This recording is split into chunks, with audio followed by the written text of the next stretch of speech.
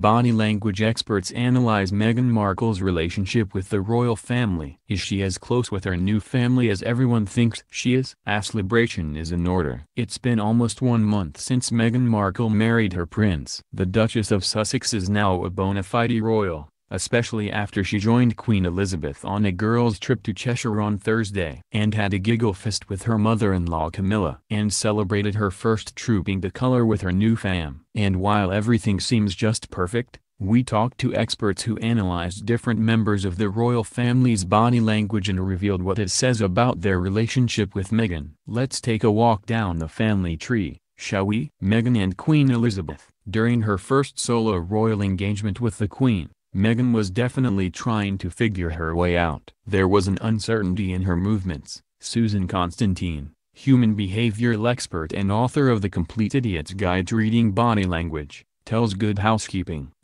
she was scuffling her feet and bending her back to appear smaller, which are clear indicators that she's still trying to figure out her place. Nervousness aside, Meghan still let loose, and so did the Queen. You rarely see the Queen laugh like this. Patty Wood, body language expert and author of Snap, Making the Most of First Impressions, Body Language, and Charisma, tells Good Housekeeping, she has an up smile, which shows that she is fully present in this moment with Meghan. But this genuine interaction apparently caught Meghan off guard. She turns her head toward the Queen, which is a mixture of deference and intimacy. Similar to the Queen, she also has an upward smile showing a freedom of movement and positivity. Wood says this moment is monumental in their budding relationship because 1. The Queen looks happier than ever, and 2. You can tell that Meghan thinks the world of her new grandmother-in-law. Meghan and Prince Charles. Prince Charles to the rescue. You may recall that Harry's father stepped in when Meghan's father, Thomas Markle,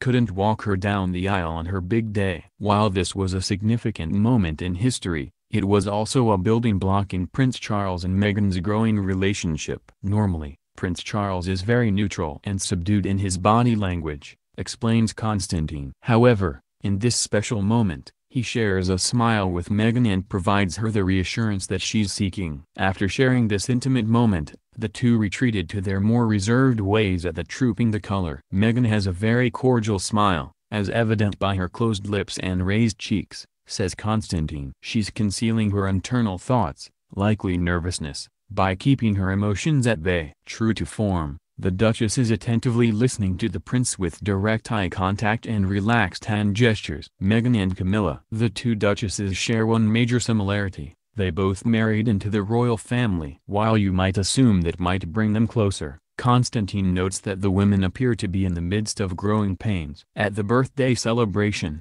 Camilla was on full display, which made Meghan, this was her first royal engagement after the wedding, feel overpowered. She explains, the candlestick formation of her body, also known as On's curve, indicates uneasiness. Okay, but what about this precious moment? This adorable handhold shows that Meghan and Camilla are actually comfortable with one another when they're off the clock, according to Constantine.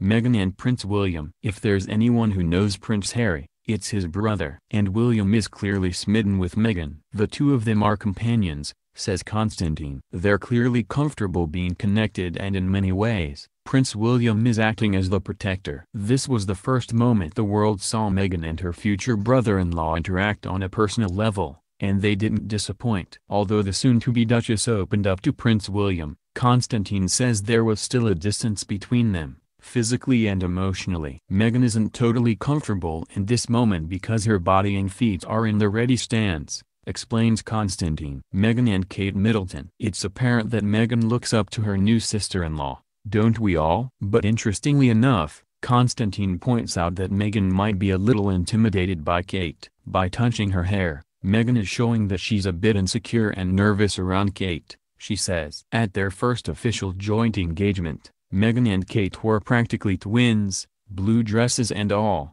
But their differing reactions to Prince Harry's comments on the family's healthy disagreements stood out. Meghan's reaction shows her discomfort in the situation, says Constantine. She's hiding her face and closing off her body because she hasn't grasped the idea of people knowing intimate details about her life. Kate, on the other hand, is playful and laughs it right off. The verdict: the love goes both ways. but there's still some work to do. Both body language experts agree that this is a totally new environment for Meghan, so she's simply in the middle of a transition period. People need to remember that she will look awkward and timid compared to Kate, says Constantine. Remember, by the time Kate became a royal, she'd been in the royal spotlight for years. Plus, she grew up with British customs and traditions unlike Meghan. Regardless, it's clear that the royal family is fond of Meghan, and vice versa, explains Constantine. As their relationships strengthen, it's likely that we'll see Meghan in her true form,